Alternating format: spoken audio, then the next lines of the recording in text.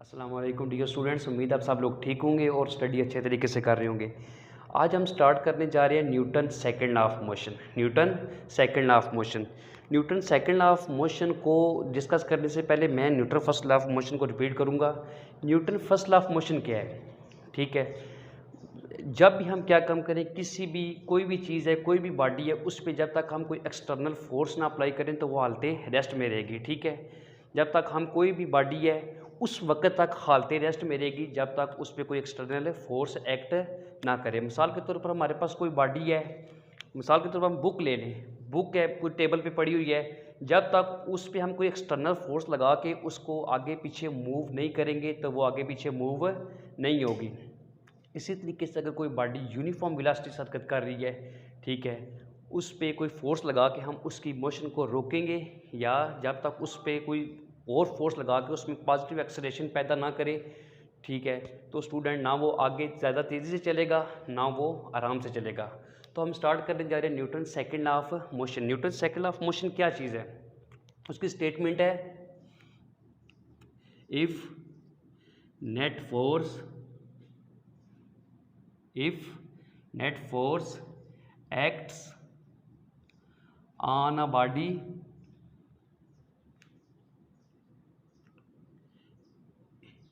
it accelerates the body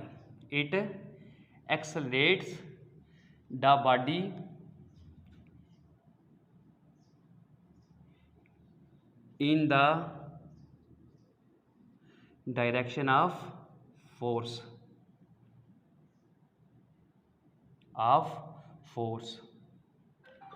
the acceleration is, main जो इसके points है students, the acceleration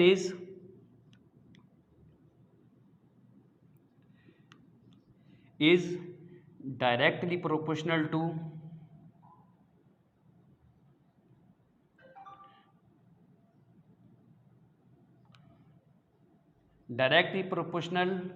to force. The acceleration is directly proportional to force and inversely proportional to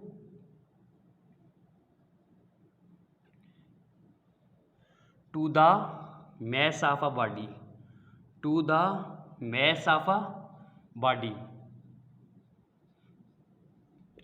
basically जो Newton second of motion है वो हमें तीन चीज़ों के बारे में रिलेशन बताता है, फोर्स, मैस और एक्सेलरेशन। आज हम यही चीज़ देखेंगे। न्यूटन सेकंड ऑफ कह तो रहे हैं कि ये फोर्स, मैस और एक्सेलरेशन के बारे में बताता है, तो हम ये प्रूव करेंगे क्या वाकई हमें Newton second of motion force, mass और एक्सेलरेशन के बारे में बताता है कि नहीं।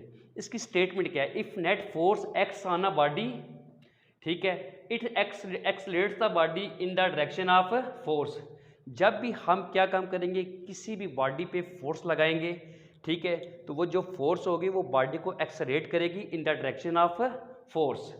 The acceleration is directly proportional to force. Dear students, directly proportional का क्या मतलब है? ठीक है, जब एक चीज़ हमारे पास बढ़ रही हो, एक चीज़ के बढ़ने के साथ हमारे पास दूसरी भी चीज़ बढ़ रही हो, तो हम क्या कहते हैं कि इन दोनों के दरमियान क्या है? एक डायरेक्ट रिलेशन है। जब एक चीज़ बढ़ रही हो तो दूसरी चीज़ भी बढ़ रही हो तो हम क्या कहते हैं? उनके दरमियान एक डायरेक्ट रिलेशन है। The acceleration is directly proportional to force and inversely proportional to the mass of a body. Inversely proportional का क्या मतलब है? जब एक चीज़ कम हो रही हो और दूसरी उसी हिसाब से बढ़ रही हो, ठीक है, यानी एक चीज़ डिक्रीज़ हो रही हो, दूसरी इसी हिसाब से क्या हो रही हो? इंक्रीज़ हो रही हो, तो हम ये बोलते हैं कि उनके दरमियान क्या एक इनवर्स रिलेशन है। ठीक है, यानी the force is directly proportional to the acceleration is directly proportional to force, यानी acceleration directly proportional to force है। ठीक है, यानी जिधर एक्सेलरेशन बढ़ रहा है उधर फोर्स, जैसे जैसे हम किसी बॉडी पे फोर्स लगाते जा रहे हैं उधर साथ उसका क्या बढ़ रहा है? एक्सेलरेशन भी बढ़ रहा है। ठीक है, और जिधर जहाँ and inversely proportional to the mass of a body, और जो एक्सेलरेशन है वो inversely proportional to the mass of a body, यानी जैसे जैसे मास इंक्रीज होता जा रहा है यानी उसका जो एक्सेलरेशन है क्या होता जा रहा है, कम होता जा रहा है। अब हम इसी को एग्जाम्पल से देखेंगे, क्या ये बात वाकई हमारी सही है। स्टूडेंट्स, मिसाल के तौर पर आपके पास दो बॉल्स हैं, आपके पास दो बॉल्स हैं, ये बॉल ए है और ये बॉल बी है।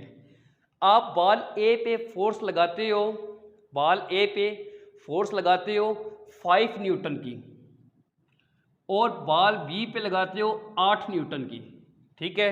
यानी हमारे पास दो बॉल्स हैं, बॉल्स ए पे आप क्या काम करते हो, फोर्स लगाते हो 5 न्यूटन की और जो बॉल बी है उस पे आप फोर्स कितनी लगाते हो, 8 न्यूटन की। अब मुझे बताएं स्टूडेंट्स, फोर्स लगाने से दोनों की वेलोसिटी क्या होगी, बढ़ेगी। यानी दोनों बॉल्स को जब हम क्या काम करेंगे, फोर्स लगा के एक जगह से दूसरी जगह पहुंचाएंगे तो इसकी वेलोसिटी क्या होगी, दोनों की इंक्रीज होगी। जहां इन दोनों की वेलोसिटी इंक्रीज होगी उधर उनका साथ उनका एक्सेलरेशन भी इंक्रीज हो जाएगा, क्योंकि change in velocity is known as acceleration. यानी जूं जूं हमारे पास वेलोसिटी में चेंजिंग आती जाएगी, हम ये कहेंगे कि उसमें क्या पैदा हो रहा है, एक्सेलरेशन। जूं जूं वेलोसिटी में चेंजिंग पैदा होगी हम क्या कहेंगे, उसमें एक्सेलरेशन पैदा हो रहा है। हमारे पास दो बॉल्स हैं, फोर्स लगाने से इनकी वेलोसिटी क्या बढ़ी और साथ इनका एक्सेलरेशन भी बढ़ा, ठीक है। अब स्टूडेंट्स देखें कि बॉल ए पे कितनी फोर्स लग रही है, 5 न्यूटन की, और बॉल बी पे 8 न्यूटन की। इन दोनों में से किस पे ज़्यादा फोर्स लग रही है? यकीनन आपका जवाब होगा 8 न्यूटन पे। यानी जितनी ज़्यादा फोर्स से लगाएंगे, किसी भी बॉल को हिट करेंगे, बॉल यानी उतना ज़्यादा दूर जाएगा, जितना ज़्यादा दूर जाएगा उतना ज़्यादा हम ये बोलेंगे कि उसमें क्या हो रहा है, एक्सेलरेशन पैदा हो रहा है। यानी जैसे जैसे हम क्या काम कर रहे हैं, किसी भी बॉडी पे फोर्स ज़्यादा अप्लाई कर रहे हैं, जितनी ज़्यादा अप्लाई फोर्स कर रहे हैं उतनी ज़्यादा उसमें क्या पैदा हो रहा है, एक्सेलरेशन। जबकि 5 न्यूटन में भी क्या होगा, एक्सेलरेशन पैदा होगा, लेकिन इसकी निस्बत जो बॉल बी है, बॉल बी की निस्बत इसमें क्या होगा, एक्सेलरेशन कम पैदा होगा, ठीक है। तो हम क्या कह सकते हैं, इससे हमने क्या कंक्लूड किया, हमने कंक्लूड क्या किया कि जैसे जैसे हम क्या करेंगे, जितनी फोर्स किसी भी बॉडी पे ज़्यादा होगी उतना हमारे पास क्या होगा, एक्सेलरेशन ज़्यादा होगा। यानी जितनी हम क्या काम करेंगे, the force acceleration is directly proportional to force. यानी जितनी फोर्स लगाएंगे उतना एक्सेलरेशन क्या होगा, ज़्यादा प्रोड्यूस होगा, ठीक है। ये हमारे पास एक रिलेशन आ गया।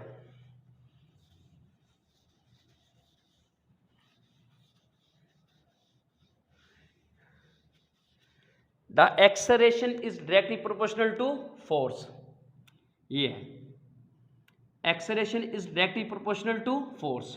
डियर स्टूडेंट्स, इसको हम नाम दे देते हैं इक्वेशन नंबर 1 का। यानी हम क्या काम कर रहे हैं, जैसे जैसे फोर्स लगा रहे हैं उतना एक्सेलरेशन है उसमें इंक्रीज होता जा रहा है। अब देखिए स्टूडेंट, इन दोनों के दरमियान रिलेशन है, यानी जितनी हमने फोर्स लगाई है इन दोनों के दरमियान डायरेक्ट रिलेशन है। जितनी हमने क्या काम किया है, इन दोनों में फोर्स, जितनी ज़्यादा फोर्स इस पर लगाई है, ठीक है, उतना ज़्यादा क्या हुआ है, एक्सेलरेशन पैदा हुआ है, ठीक है। तो वही हमने देखा है कि acceleration is directly proportional to force.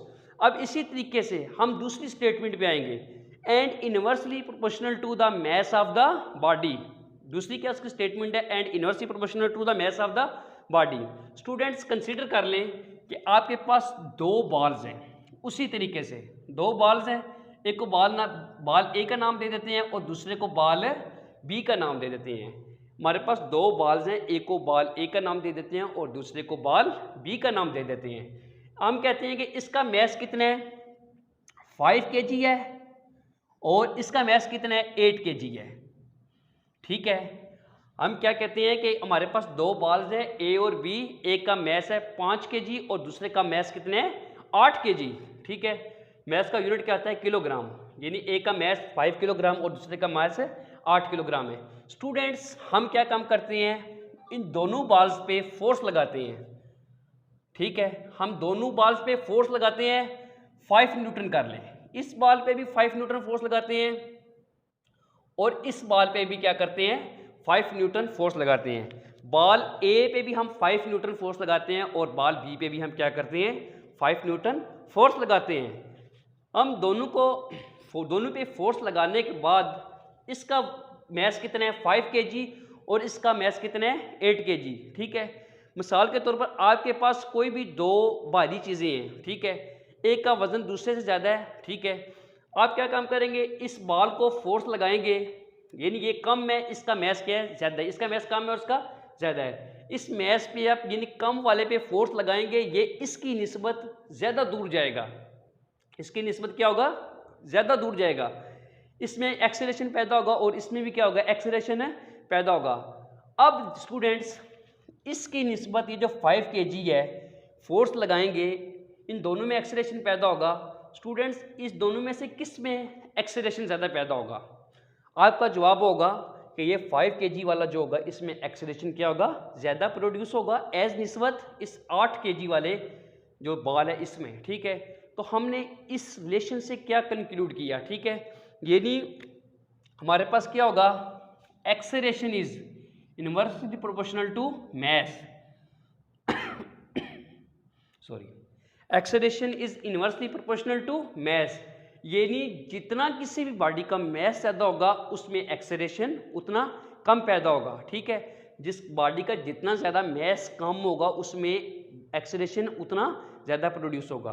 तो मैंने आपको पहले बता दिया था कि एक चीज़ के बढ़ने से अगर दूसरी चीज़ बढ़ रही है तो हम ये बोल सकते हैं कि इन दोनों के दरमियान क्या एक डायरेक्ट रिलेशन है, लेकिन अगर एक चीज़ के कम होने से दूसरी चीज़ बढ़ रही है, ठीक है, तो हम क्या बोलेंगे, उन दोनों के दरमियान एक इनवर्स रिलेशन है। स्टूडेंट्स देखें, हमने पहली स्टेटमेंट में क्या देखा था, जैसे जैसे हम फोर्स लगाते जा रहे हैं एक्सेलरेशन भी बढ़ता जा रहा है, ठीक है, इन दोनों एक साथ बढ़ती जा रही हैं, ठीक है। लेकिन इधर देखें जो दूसरी है, acceleration is inversely proportional to mass, acceleration is inversely proportional to mass, यानी जितना हम क्या काम कर रहे हैं, मास को बढ़ा रहे हैं, एक्सेलरेशन उतना क्या हो रहा है, कम पैदा हो रहा है, ठीक है। अब स्टूडेंट्स इन दोनों इक्वेशंस को क्या करते हैं, हम कंबाइन कर लेते हैं, combining equation 1 and 2, combining equation 1 and 2,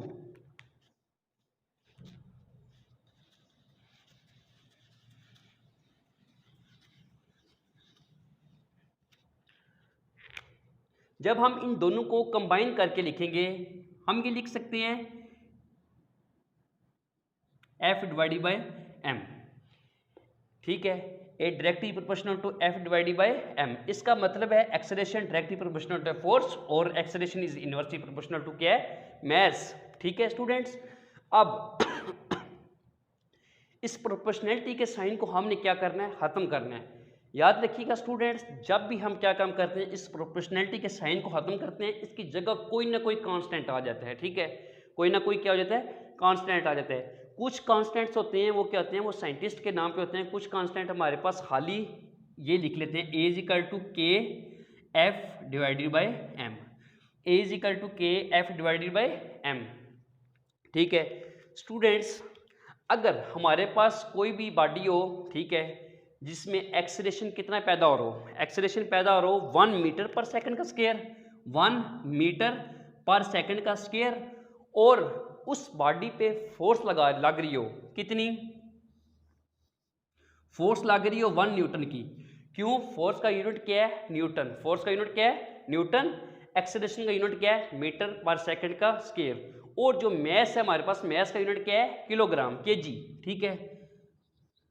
हमारे पास स्टूडेंट्स कोई भी बॉडी है जिसका मैस कितना है, 1 kg है, उस पर फोर्स लग रही है 1 न्यूटन, 1 न्यूटन, और उसमें 1 न्यूटन फोर्स लगने के बाद हमारे पास एक्सेलरेशन कितना प्रोड्यूस हो रहा है, 1 मीटर पर सेकंड का स्क्वायर, ठीक है, 1 मीटर पर सेकंड का स्क्वायर, ठीक है। तो हम जब इस इधर भी वैल्यू 1 आएगी, इधर भी वैल्यू 1 आएगी, और इधर भी वैल्यू 1 आएगी, तो हम क्या कंक्लूड करेंगे, हमारे पास जो के की वैल्यू होगी वो क्या आएगी, के इज इक्वल टू 1, के इज इक्वल टू 1, ठीक है। जब हमारे पास एक्सेलरेशन कितना होगा, 1 मीटर पर सेकंड का स्क्वायर, फोर्स कितनी होगी 1 न्यूटन की, और जो हमारे पास मैस कितना होगा 1 kg का, तो हमारे पास के की वैल्यू क्या होगी, 1 होगी, ठीक है स्टूडेंट्स। हम इसमें क्या करते हैं, 1 की वैल्यू पुट कर देते हैं, A is equal to F, K की जगह हमने 1 पुट कर लिया, F divided by M, F divided by M, ठीक है स्टूडेंट्स। इससे हमने क्या कंक्लूड किया, A is equal to F को 1 से मल्टीप्लाई करेंगे एफ ही आएगा, F divided by M, A is equal to F divided by M. Students इधर से हम क्या काम करेंगे, फोर्स की वैल्यू निकालेंगे, एफ इज इक्वल टू ये एक्सेलरेशन इधर, ये मैस इधर क्या हो रहा है, डिवाइड हो रहा है, दूसरे जाके क्या हो जाएगा, मल्टीप्लाई हो जाएगा। F is equal to M A, F is equal to M A. This is the second law of motion, second law of motion. This is the statement of second of motion and it is the F is equal to ma is the mathematical form of second of Newton. ठीक है students, अब हम क्या काम करेंगे, इसके unit पे जाएंगे।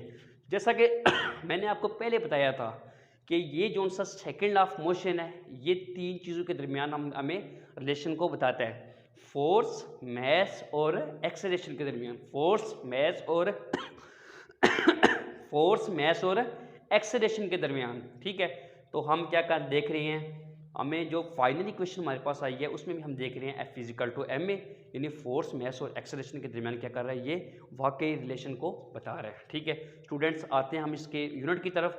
फोर्स का यूनिट क्या होता है, न्यूटन। फोर्स का यूनिट क्या होता है, न्यूटन।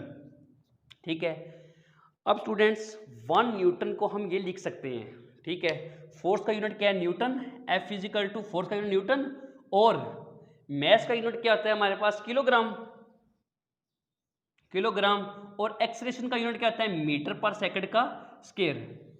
ठीक है स्टूडेंट्स, यानी मैस का यूनिट हमारे पास क्या होता है, केजी, किलोग्राम, और एक्सेलरेशन का यूनिट क्या होता है, मीटर पर सेकंड का स्क्वायर। स्टूडेंट्स, फोर्स का यूनिट हमारे पास क्या है, न्यूटन। हमारे पास 1 न्यूटन किसके इक्वल होगा, 1 न्यूटन है किसके इक्वल होगा, 1 newton is equal to kilogram metre per second का स्क्वायर। ठीक है, हम इस 1 न्यूटन को डिफाइन किस तरीके से कर सकते हैं,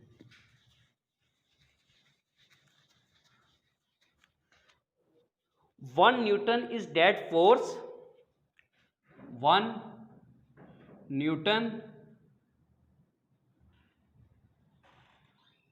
is that force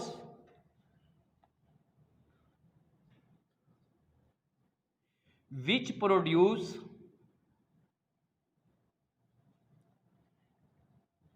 an acceleration of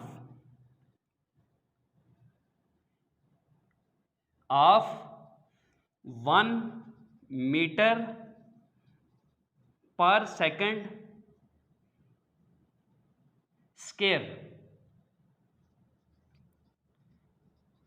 ठीक है, 1 newton is that force which produce an acceleration of 1 metre per second square in a body of mass 1 kilogram. ठीक है जी स्टूडेंट्स, आपकी बुक्स में लिखा होगा 1 newton is that force which produce an acceleration of 1 metre per second square in a body of mass 1 kilogram. Students, आपकी book में लिखा हुआ है इधर 1 मीटर पर सेकंड स्क्वायर की जगह उन्होंने लिखा हुआ है 1 metre per second, 1 metre per second. उन दोनों को हम आपस में मल्टीप्लाई करें तो हमारे पास क्या बनता है, 1 मीटर पर सेकंड का स्क्वायर। अगर हम इधर 1 मीटर पर सेकंड का स्क्वायर लिखते हैं तब भी एक बात है। ठीक है, अगर 1 metre per second 1 metre per second लिखते हैं फिर भी वो एक ही बात है। ठीक है स्टूडेंट्स, तो हम क्या काम करेंगे, 1 न्यूटन को किस तरीके से डिफाइन करेंगे, 1 newton is that force which produce an acceleration of 1 metre per second, 1 metre per second का स्क्वायर। ठीक है, 1 newton is that force which produce an acceleration of 1 metre per second का square in a body of mass 1 kilogram. ठीक है, तो students ये थे हमारे पास न्यूटन सेकंड ऑफ मोशन। इसके बाद इंशाल्लाह हम स्टार्ट करेंगे न्यूटन थर्ड ऑफ मोशन।